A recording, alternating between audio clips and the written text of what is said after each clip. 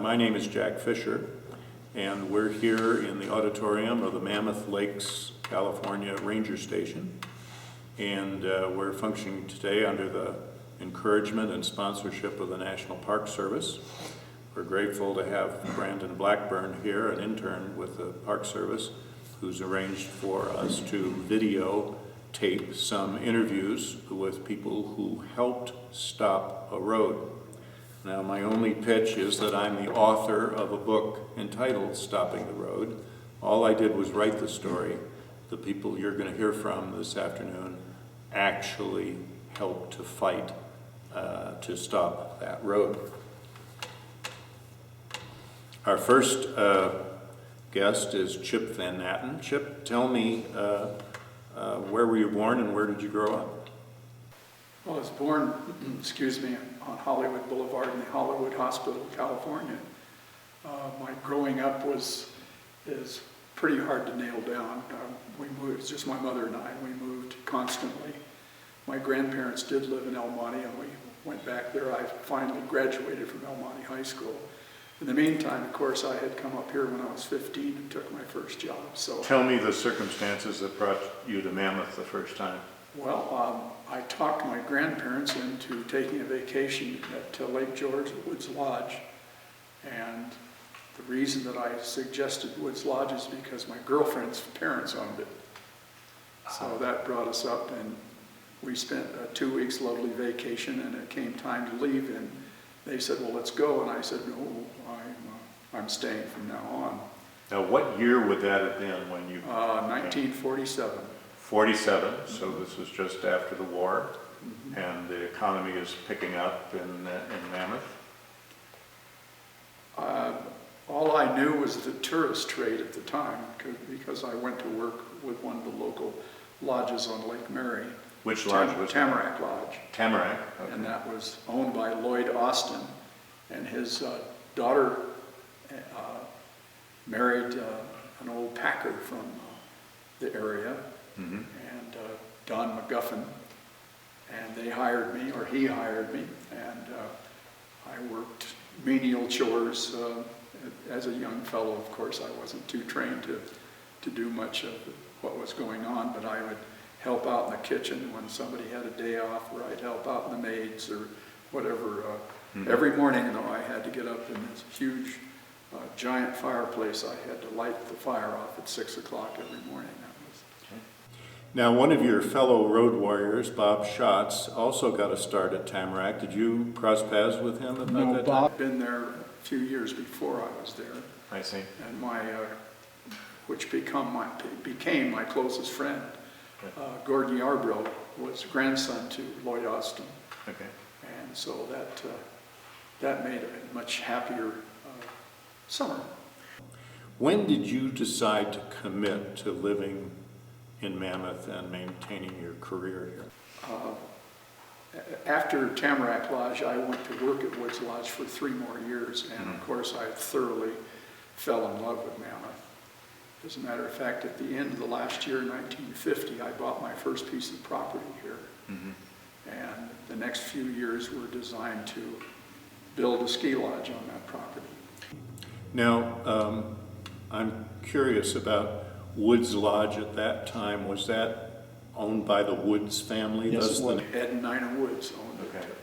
And We'll learn later that Bob Schatz bought Woods Lodge, and the Schatz family still operates that, and that's where I stay in the summer when I come to Mammoth. What sort of work then did you do here for most of the years that you were living in Mammoth full-time?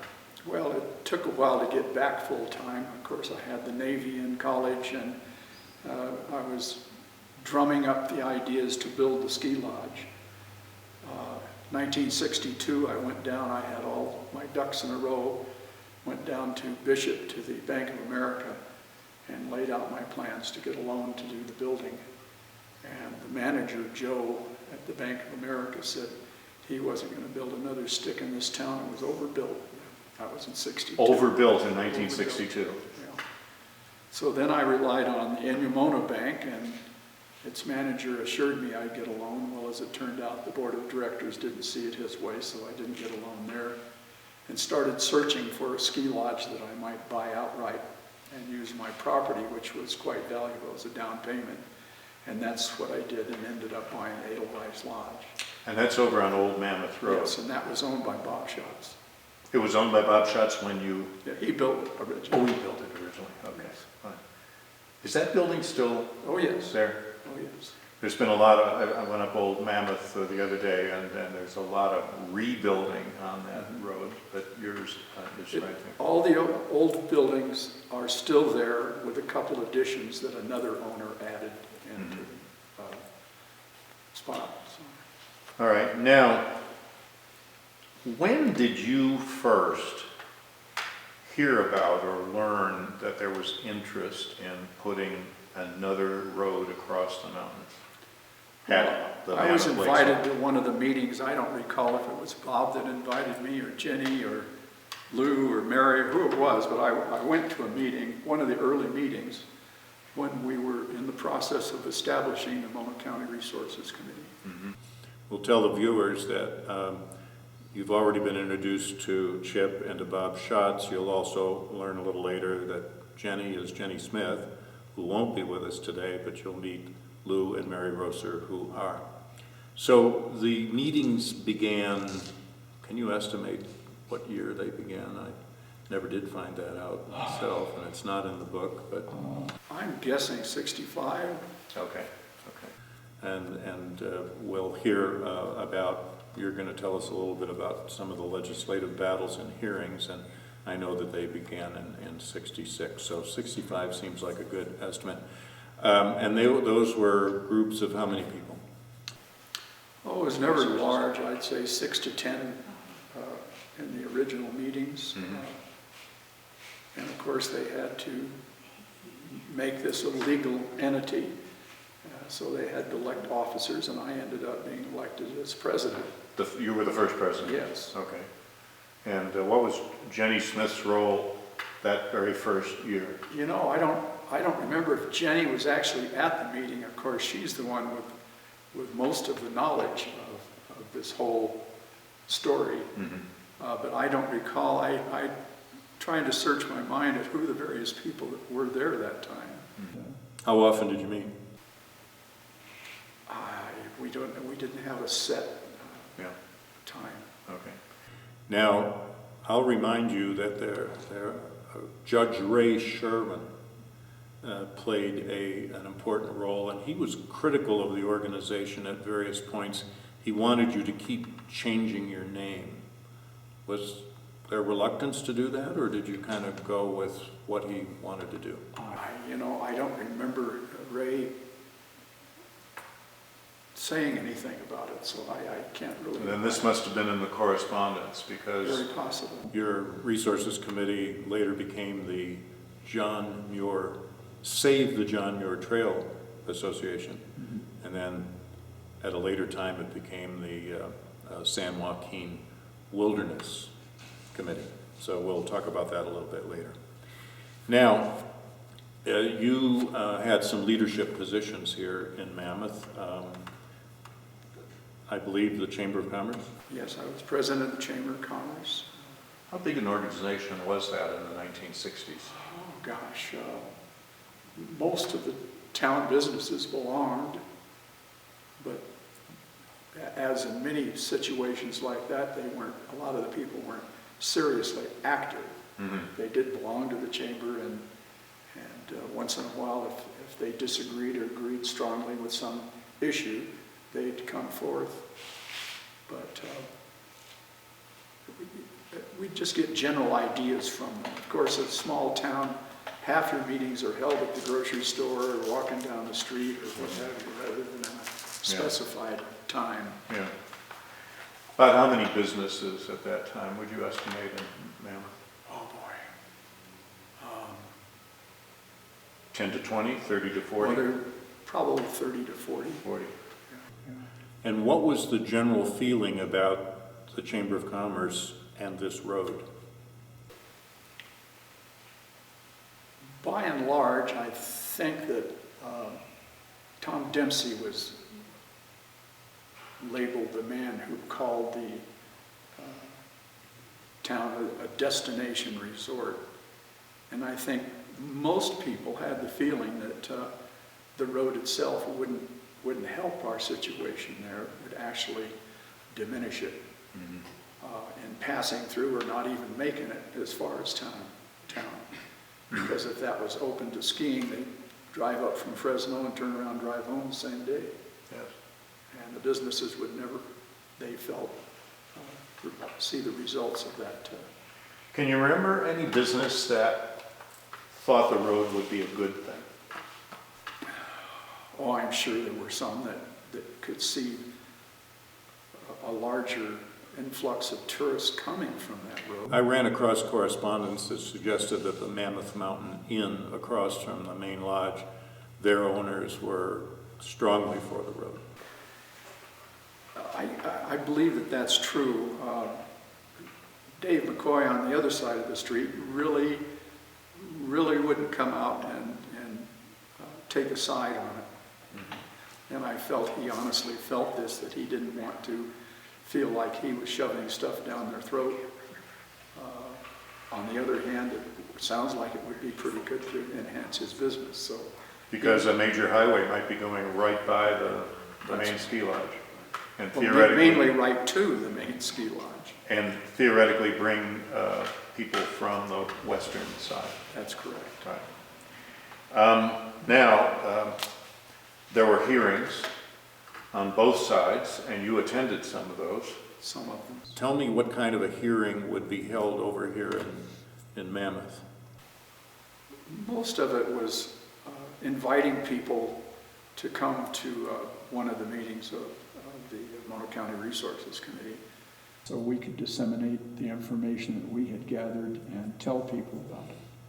Now, It started as a very small situation because right off the bat, people weren't real aware of the desires for the western side to have a road come over here. Did they know how zealous, and I think that's the appropriate word because I've been through the articles in the Fresno Bee, how zealous the people on the western side were to having their road, their crossing, their escape route even from risks during a Cold War was one argument. They were aware of the interest. I don't think they were aware of how strong the interest was by the various groups that came from the western side. Did people from the western side come over and attend hearings here? I don't really remember people coming over, but I've been running that through my head, and Eugene Chappie, who was the assemblyman, did come over because he was from that side. Of course, he represented this side also. It was part of his district. And I remember him taking an interest in it, but I don't recall whether he was yay or nay. I recall you telling me something about someone trying to tell you about snow. Well, when people from the other side of the mountain come over on this side of the mountain and try to tell us about snow, we kindly remind them that we know a heck of a lot more about snow than they do. You don't need their advice about that. That's all right. Now, I also believe that you and some of your colleagues attended hearings in Sacramento. We sure did. And one of those hearings involved a run-in with snow, didn't it? Tell us about that. Well, we had decided we better be over there. We were going to meet Ray Sherwin and Doug Kittredge and Lou and my wife at the time, myself. Took off in my old 57 Ford, and we did pretty well until we got over on Highway 80 around Donner Summit, and the highway folks stopped us and said the road was closed and we couldn't go through. And you had to be in Sacramento for a hearing the next day? Next morning, yes. So you were at risk of being turned back. That's right. How did you get yourself out of that situation? Well, I think probably Lou Roser got out, and he's a big tall guy, and he let them know that we knew as much about snow as they did, and we had to be in this meeting, and we'd like to get through. And so they finally said, well, you know, I guess what you said is true. You can go ahead, but don't plan on getting saved if anything happens between here and Sacramento. And this is the California Highway Patrol that you're dealing with? I think it was the highway workers, you know, the people that put up the signs and okay. what have you. But it was a pretty arduous journey. Fortunately, it was light snow, so we plowed through it, but it constantly choked the headlights in the front of the car. We had to stop and clean them off just to make a few more miles. And we finally got through. You did get to the hearing? We did get to the hearing. What was that like the next day? You got up early in the morning and... Got up early in the morning, put on our Sunday go-to-meeting clothes, and faced a group of legislatures. Did you knock on doors at their office? Well, we did a little of that actually ahead of time, and Ray Sherwin did more that day. We were scheduled at a given time to be in the hearing before this legislature. And so I was, I don't know if we drew straws, but somehow I ended up being the one to speak on it. I think Jenny did too. I think she showed up for that. Anyway, I remember that I was scared to death, you know, these big mucky mucks. But we explained to them that, frankly, we didn't want the road, that the town, by and large, agreed, not voted necessarily, but agreed that a destination resort was a much better place for our businesses to be included in. I'll just insert here that this was AB 290, and the debate was in April 1967, the hearing, and that there had been a highway report issued which demonstrated clearly the impracticality of bringing a road over 9,000-foot passes. Do you remember the placard that Jenny Smith had done and appeared in that room? I remember it. I can't tell you what it said, but it was a pretty good sized placard. If Jenny could be here now, she would surely say that she was so pleased that your group were the only ones to bring data, and therefore that diagram and the data remained up on the easel for the entire hearing. Well, we certainly were well aware of the conditions of snow at Mammoth Mountain, and we knew quite a bit about the corridor and how much snow it got. I mean, this whole section of the Sierra probably has more snow than any other section in California. Except last year. Well, there's always an exception to the rule, but by and large, I could quote 69 if you'd like. Yes. We couldn't even keep the town open. Right. Now, did you know at the end of that hearing what the result was or the outcome was? Okay. But they came soon after. We heard various voices on yay and nay debate in the council. Mm-hmm. We didn't know that we thought we had struck a home run, but we didn't know for sure. I never asked you or Lou Roser this question, so I really don't know the answer. How was the ride back over? Oh, it was fine. It was fine. Where? Fortunately, Mary Roser's sister put us all up on her floor, so we were all rested and ready to go that next morning. Okay. But you felt pretty good about what you'd accomplished? Yeah, I think so. Okay.